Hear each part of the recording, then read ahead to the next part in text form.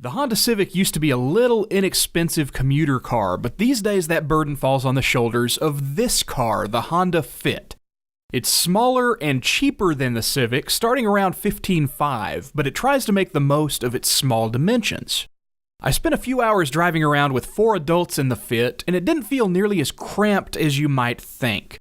That's because this all-new 2015 Fit does a much better job of packaging its interior space than the old one did.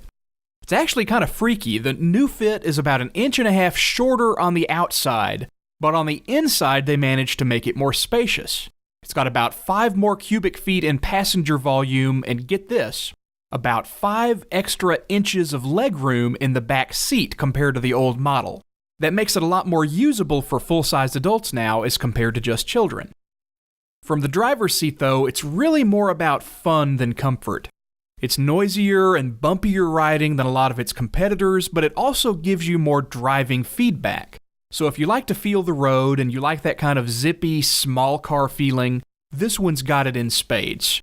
If you like a softer, squishier ride, you'd probably be happier with something more like the Hyundai Accent. As for me, I like the driving feel of this car. Good brakes, good suspension, fantastic, tight-feeling steering, and acceleration isn't too bad from the 1.5-liter 4-cylinder engine.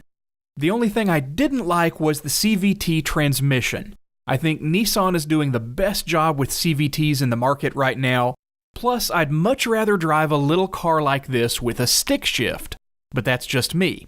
I'm also a little old-fashioned when it comes to sound systems. I like having old-school knobs to adjust the volume and change the radio station, but this Honda Fit makes you use the touchscreen for virtually everything.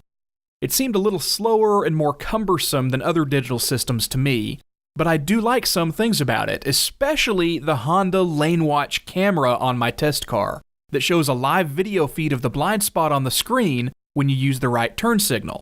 That's a fantastically cool feature, and as far as I know, Honda's the only company doing that right now. I just love it.